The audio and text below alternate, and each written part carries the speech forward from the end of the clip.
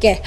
Tujuan dilakukannya operan adalah yang pertama menjamin kesinambungan pelayanan pasien agar tidak ada informasi yang terputus pada saat pergantian tenaga.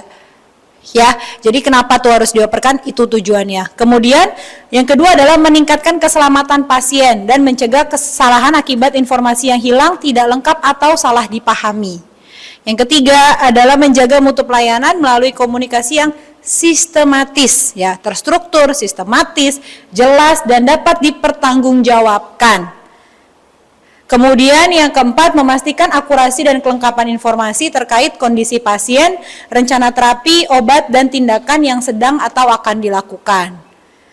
Yang kelima adalah membangun tanggung jawab profesional dan kerjasama tim, lintas shift ataupun lintas ruangan juga ya, dan juga lintas profesi.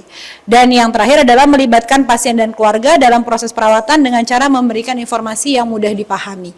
Itu tujuannya dilakukan operan. Nah, coba sambil dibaca lagi nih apa yang saya tuliskan di slide-nya, ya, diresapi bahwa operan itu bukan cuma sekedar saya udah selesai nih jaga, nih ya, lanjutin pekerjaannya. Nggak begitu.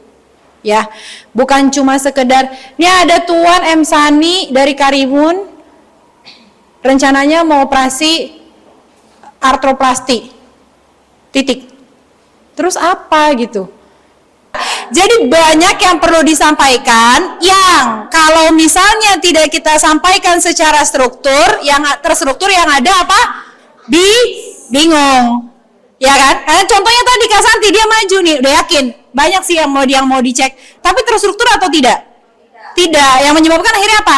Bingung juga apa ya gitu kan? Padahal sebenarnya hal-hal seperti itu bisa dibuat secara terstruktur. Kita mulai dari apa nih? Kalau misalnya mau ngoperin pasien, kita kan selalu mulai dari jaminan pasien apa, berkasnya lengkap atau tidak. Pasiennya rencana mau dilakukan operasi, operasinya apa, jam berapa. Kalau kita ngomongin operasi, maka yang perlu dioperin adalah hal-hal yang berhubungan dengan operasi. Nomor satu yang paling penting dari operasi itu apa? Persetujuan. Nomor satu yang paling penting adalah persetujuan. Karena tanpa persetujuan dia tidak bisa operasi. Persetujuannya udah ada, yang nomor dua apa? Bayangin kalau pasien mau operasi langkahnya apa? Jaminan kan tadi udah saya nomor satu dari mulai awal. Persiapan pasiennya berarti mulai dari apa? Sudah lapor ke dokternya atau belum dulu? Anestesi udah setuju atau belum? Ya kan? Baru kita lanjut nih, pasiennya sudah puasa atau belum? Ya. Di dalam lembar persiapan operasi itu, ada kan lembar persiapan operasi, pernah lihat nggak? Ada nggak checklistnya di situ? Itulah yang dioperkan.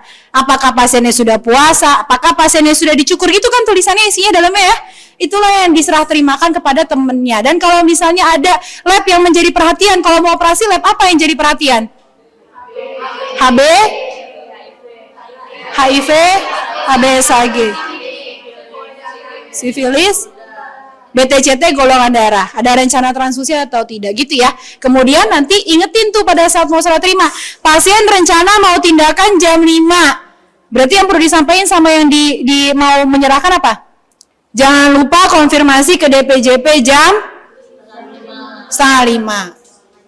Ya, karena kita sudah sepakat di 30 menit sebelum dilakukan tindakan. Jangan lupa konfirmasi ke DPJP jam 4:30. Itulah yang diserah terimakan gitu ya. Jadi itu yang namanya operan. Jadi menjamin kesinambungan pelayanan supaya tidak ada informasi yang terputus. Kalau kita ngomongin cuma kayak tadi doang tuh yang contoh saya yang pertama. Ini ada pasien dokter Odi rencana mau operasi artroplasti jam 5 titik. Kita nggak tahu dia udah lapor apa belum ya. Itulah yang menyebabkan tiba-tiba ada nih dari bawah nelfon ke saya. Operan perawatnya gimana sih dok? Pasien mau operasi nggak ada dikonsulin ke anestesi. Itu nggak satu kali, saya dapatnya berkali-kali. Nanti ada lagi nih yang nelfon lagi.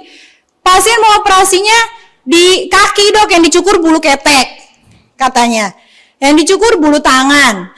Karena apa? Tidak adanya operan yang terstruktur gitu. Padahal kan hari kan ada. Salah satu yang perlu disampaikan, sudah puasa atau belum. Nah, kita memastikan pasien puasa, berarti kita harus kasih tahu ke pasien ya kan? Puasa ya, terus kita taruh apa? Papan penunggu puasa, sehingga semua orang tahu bahwa pasien itu puasa gitu ya. Itu namanya kita belajar terstruktur. Kemudian tadi meningkatkan keselamatan pasien ya, menjaga mutu pelayanan, memastikan akurasi, membangun tanggung jawab dan melibatkan pasien dan keluarga. Ini melibatkan pasien dan keluarga. Memberikan papan puasa itu adalah salah satunya kita melibatkan pasien dan keluarga. Jadi dia tahu bahwa oh saya puasa. Jadi kalau dikasih makan sama orang gizi yang dilakukan adalah kata perawatnya saya puasa, tuh ada papannya kan begitu. Ya.